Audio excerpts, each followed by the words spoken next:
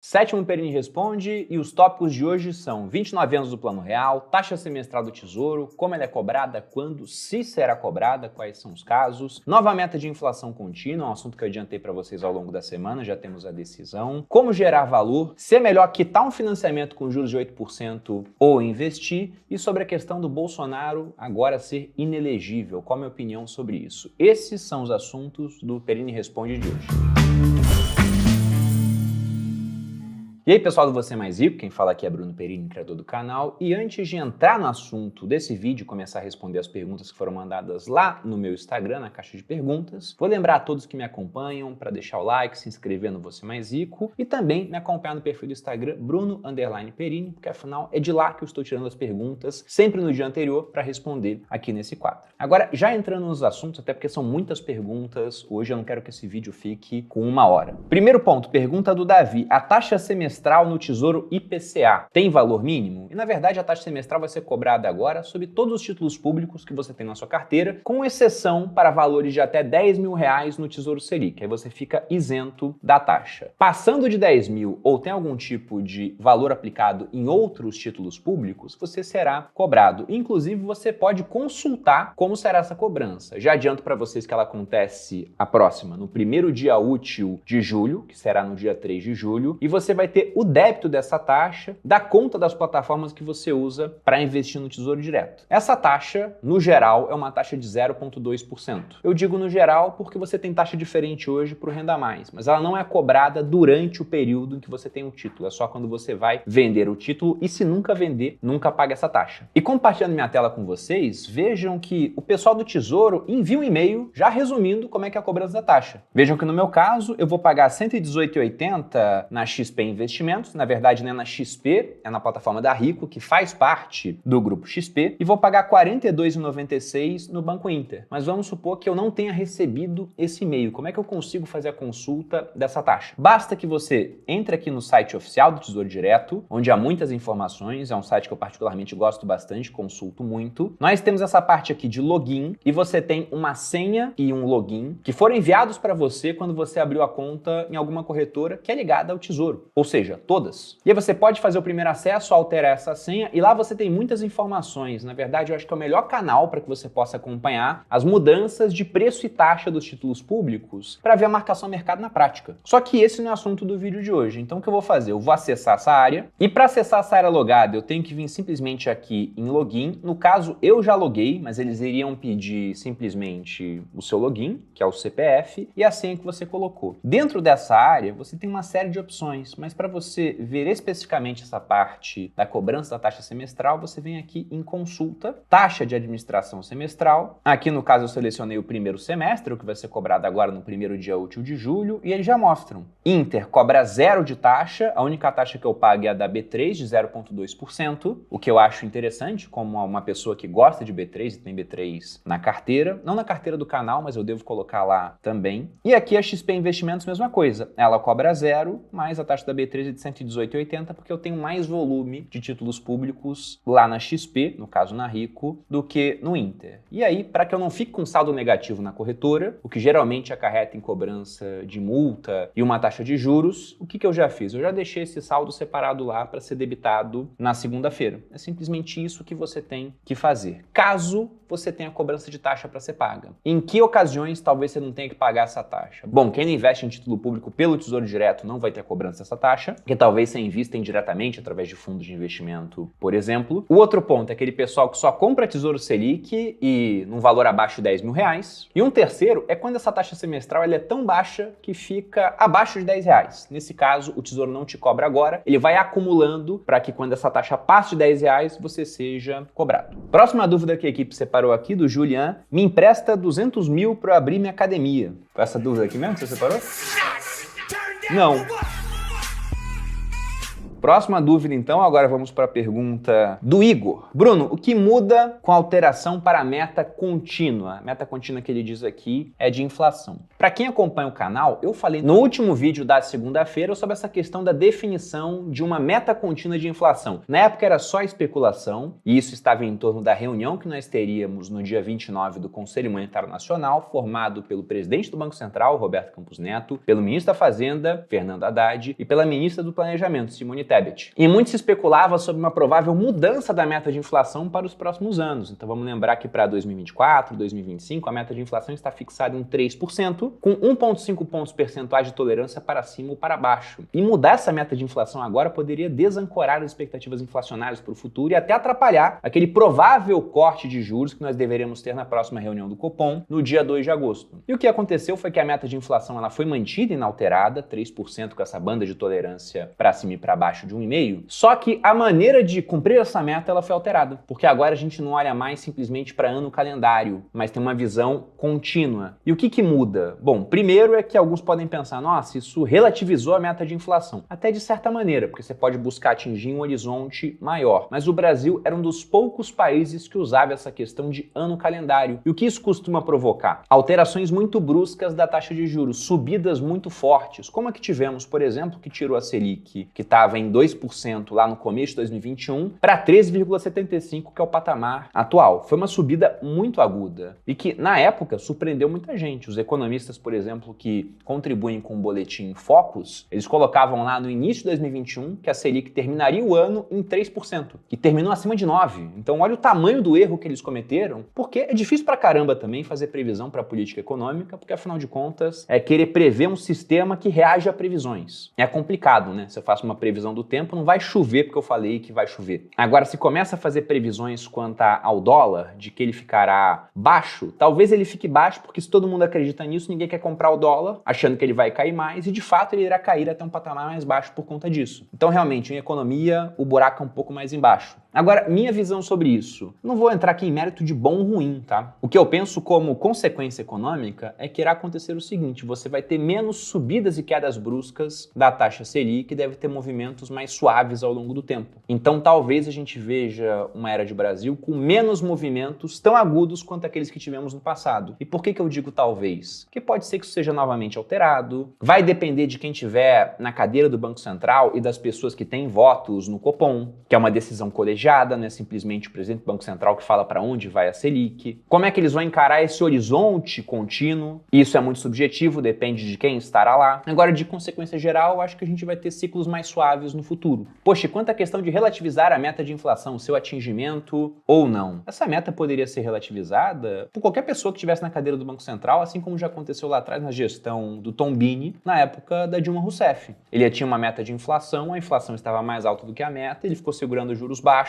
porque era uma época também próxima de eleição, de modo que não é a definição da meta de inflação mais importante para mim, mas sim a figura da independência do Banco Central. Independência dessas questões políticas, né? Porque um presidente indica e ele continua pelo menos mais 2 anos no comando, o presidente do Banco Central, no mandato do próximo presidente. Então talvez ele não tenha a mesma visão ideológica, não tenha uma ligação política. Isso para mim é mais importante do que essa questão de meta em ano calendário ou com uma visão contínua. Quarta dúvida do Henrique. A arte de enriquecer é gerar valor. Como descobrir o seu valor? Eu vou refinar um pouco mais essa sua opinião, tá, Henrique? Eu acho que a vida, no geral, ela pode ser encarada como um jogo de alocação de recursos escassos. O que eu quero dizer com isso, né? A primeira regra da economia é que a escassez. Não existe o suficiente de tudo para todo mundo e a melhor maneira, na minha visão, de alocar recursos escassos é através de um sistema de preços. Aquilo que é escasso e desejado por muita gente tem que ter um preço mais alto do que aquilo que é abundante e desejado por pouca gente, que vai ter um preço mais baixo. Inclusive, o Thomas Sowell, um autor americano, ele fala que a primeira regra da economia é a escassez, a primeira regra da política é ignorar a primeira regra da economia e tratar tudo como se tivesse o suficiente para todo mundo de graça. Não é essa a realidade. Inclusive, um dos recursos escassos que nós temos que gerenciar é o nosso tempo. Então, esse é o recurso mais importante. Eu acho que, individualmente, a gente tem que sempre escolher com muita sabedoria aquilo no que usaremos o nosso tempo.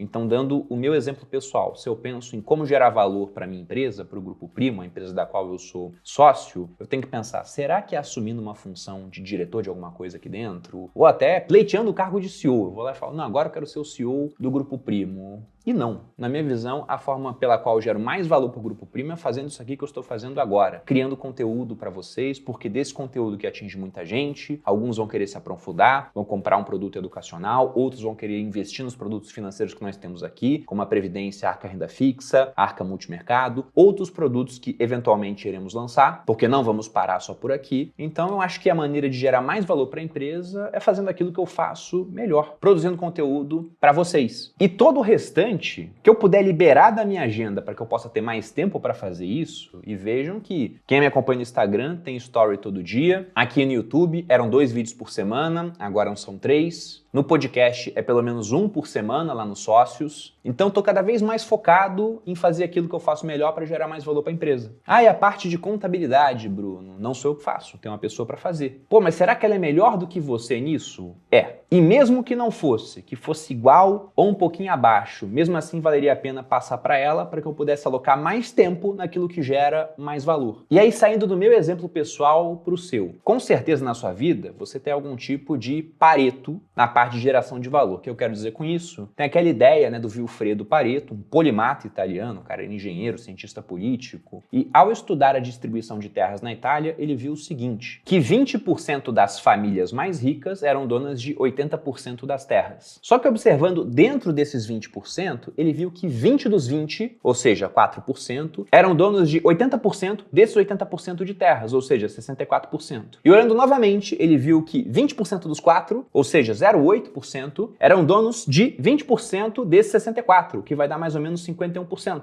Ou seja, ele chegou em uma relação onde menos de 1% das famílias eram donas de metade da Itália. E aí você pensa, caramba, que absurdo, essa é a exata relação que a gente vê hoje no mundo com riqueza. E eu acredito que essa mesma relação pode ser encontrada no tempo de vários de vocês. Então, a missão da sua vida para tentar enriquecer é achar esse 0,8%, 1%, 2%, 3%, né? Mas aquela parte menor que é capaz de gerar mais valor na sua vida. Eu encontrei a minha e demorei bastante tempo para isso, mas depois que você encontra, o efeito é equivalente a sair da pista lenta numa estrada, onde você tem que olhar as saídas, onde tem mais gente dirigindo de maneira lenta, para pegar a pista rápida e ir embora em direção ao seu objetivo. Então, de uma maneira quase que filosófica, essa é a sua missão para enriquecer. Agora fica o dever de casa, tanto para o Henrique que me fez essa pergunta, quanto para todos vocês, né? Achar esse 0,8%, esse 1%, 2%, como eu disse, que vai gerar mais de 50% do seu resultado. E o como descobrir, bom, é tentativa e erro. E uma hora você vai encontrar alguma coisa na qual você é muito bom, capaz de gerar valor, e aí quando você encontra isso, vá na jugular, né? Libere muito tempo para se dedicar realmente àquilo. Aqui a pergunta da Juju. R$6.000. Amortizar financiamento com taxa de 7,9 ao ano ou investir? Novamente é uma questão de alocação de recursos escassos e de onde esses recursos gerarão maior valor para você, Juju. E pense o seguinte, você tem uma dívida, o que não é uma situação confortável, não é bom dever dinheiro. Contudo, você tem uma dívida que cresce uma taxa de juros baixa, porque 7,9% ao ano, no contexto atual, é uma taxa baixa. Enquanto você tem R$6.000 que podem ser usados para amortizar essa dívida ou podem ser investidos. E aí a pergunta é, a que taxa você consegue investir esse dinheiro? Hoje, você consegue investir esse dinheiro a uma taxa de 13,75% ao ano, que é a taxa Selic atual, que tudo bem, em breve deve cair. Mas quanto que ela vai começar caindo? 0,25%?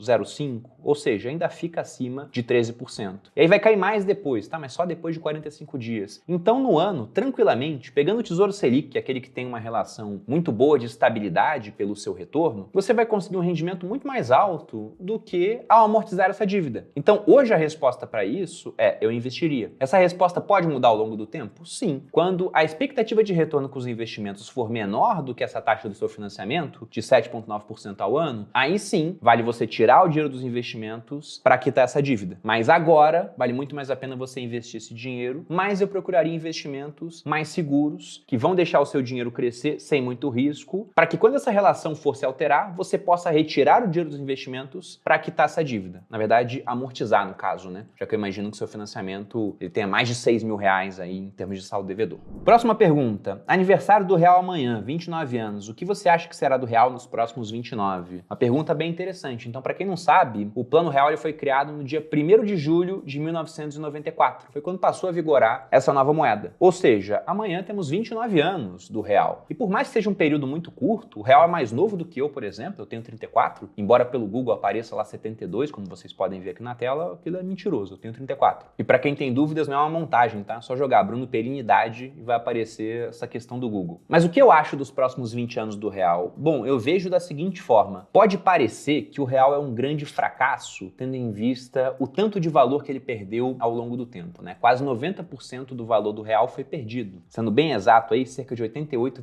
alguma coisa, é um pouquinho menos de 90, ao longo desses 29 anos. Uma outra maneira de olhar isso, que talvez seja mais impactante, é você corrigir o quanto 100 reais, 1.000 reais, algum valor redondo, teriam que ser hoje para ter o mesmo poder de compra através de índices oficiais, como por exemplo o IPCA e o IGPM. Eu fiz isso utilizando a calculadora do cidadão do Banco Central. Então, temos aqui a correção pelo IPCA de 1.000 reais lá de julho de 94 até maio de 2023, porque não atualizaram ainda a calculadora com os dados de junho. Então, para que você tenha hoje o mesmo poder de compra de 1.000 reais medidos pelo IPCA, que é um índice que vai ter suas limitações, né? A sua inflação pessoal com certeza ganha do IPCA em vários anos, nós teríamos que ter R$ 7.774,97. Se eu for olhar pelo IGPM no mesmo período, o IPCA medido pelo IBGE, que faz parte do governo, o IGPM medido pela FGV, que é privada e tem também uma composição diferente, né? IPCA, índice de preço ao consumidor amplo. IGPM você vai ter 10% de INCC, o Índice Nacional de Custo de Construção, 30% de índice de preço ao consumidor e 60% de índice de preços ao produtor, que é mais volátil do que ao consumidor, tendo em vista que, principalmente em mercados competitivos, o produtor não repassa todo o aumento de preço que ele sofreu para o consumidor, porque senão ele vai perder mercado. Ele faz uma conta lá, o quanto eu posso repassar para não perder muito mercado e continuar com uma margem que me mantém na operação lucrativa. E o que acontece é que o IGPM, ao longo do tempo, e você tem variações, né? Tem momentos em que o IGPM ele vai estar menor do que o IPCA, mas ao longo do tempo ele tende a ficar maior, de modo que os mesmos R$ 1.000 lá de julho de 94, corrigidos pelo IGPM até maio deste ano, para manter o mesmo poder de compra, deveriam ser R$ 12.265,26.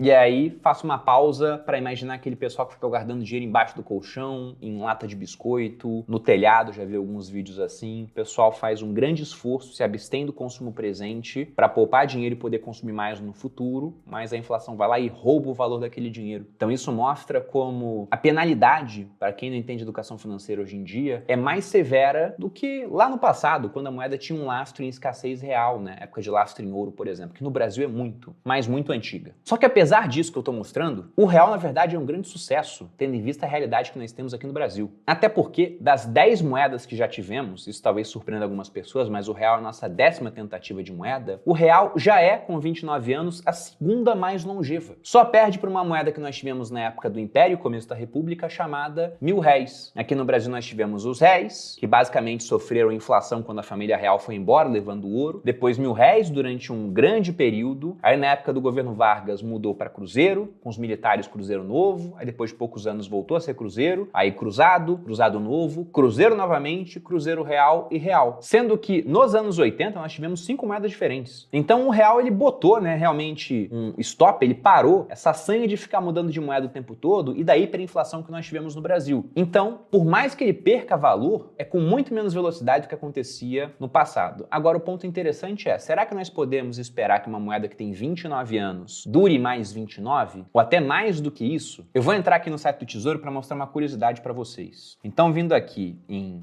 preços e taxas, nós encontramos os títulos públicos oferecidos hoje, né? E tem título que vai vencer em 2035, 2045, mas há pouco tempo, janeiro desse ano, começaram a oferecer os títulos Tesouro Renda Mais. Então nós temos aqui esse, por exemplo, 2065. Você pensa, caramba, vai vencer em 2065. Não. Ele vai acumulando o valor que você investe até que em 2065 ele começa a te pagar mensalmente. E o vencimento dele mesmo vai ser aqui, ó, em 15/12 de 2084. Estamos falando de 61 anos à frente. Ele te dá uma promessa de pagamento em reais. Será que o real vai durar realmente tudo isso? Num país onde com 29 anos já é a segunda moeda mais longeva? Eu simplesmente não sei o que vai acontecer no futuro. Agora, o que eu espero do real é zero surpresa quanto à manutenção da sua desvalorização. Porque a gente acabou de comentar nesse vídeo a questão da meta de inflação contínua. E a meta de inflação agora está baixinha, 3%, né, para os próximos anos. Esse ano é 3,25%. Só que em vários anos que a meta já era baixa, a inflação bateu 10%. Então, a única coisa que eu espero do real é que ele mantenha aquilo que ele foi feito para fazer. Uma inflação, pelo menos pequena, ao longo de muito tempo, mas ao longo de muito tempo isso é o juro composto da destruição do valor do dinheiro. Então, o que eu espero é que ele siga essa trajetória. E se um dia ele será trocado? Bom, provavelmente sim. Quando? Aí eu não sei. E a última pergunta, talvez a mais polêmica, sobre a questão do Bolsonaro agora ser inelegível, né? O John pergunta aqui, o que você acha disso? Olha, pensando do ponto de vista, assim, da política, o Lula, ele conseguiu ganhar a eleição principalmente porque do outro lado a gente tinha o Bolsonaro. E a grande força do Bolsonaro também era a existência do Lula. Então eu já vi uma vez, acho que era uma capa da Veja, que eu achei muito interessante, que era aquela cena que você tem na Capela Sistina da Divina Criação, né? Um tocando o dedo do outro, com a face dos dois, do Lula e do Bolsonaro. Então, por mais que o pessoal do PT esteja comemorando, principalmente, né, a esquerda no geral, eu acho que o fato do Bolsonaro ter sido tornado inelegível é ruim pro Lula. Porque eu mesmo conheço muita gente que não gosta do Lula, mas votou no Lula porque gosta ainda menos do Bolsonaro. Agora imagina que, poxa, o Bolsonaro não pode mais concorrer, mas pode dar o apoio político dele para alguém ainda. Ele vai lá e apoia um Tarcísio ou um Romeu Zema, que é uma pessoa muito mais palatável para esse pessoal mais ao centro, que votou no Lula, mas não gosta dele. Só votou porque abominava mais ainda do outro lado. Então, poxa, o Tarcísio ou o Romeu Zema terão apoio do Bolsonaro. Tá, mas e daí? Para esse cara que não gosta do Bolsonaro, isso não faz diferença. Então ele pode procurar votar nos dois porque enxerga um melhor caminho do que o Lula. E o cara que adora o Bolsonaro, se ele apoiar alguém, provavelmente vai votar nessa pessoa. Até porque pode adorar o Bolsonaro também por oposição ao Lula, porque ele também não gosta do Lula no começo e foi se ligando cada vez mais ao candidato do outro lado. Então, por mais que pro Bolsonaro seja algo ruim, que possa ser questionável sob uma série de pontos de vista, acho que de maneira pragmática é algo ruim pro Lula também e bom pra direita, tá? Na minha visão,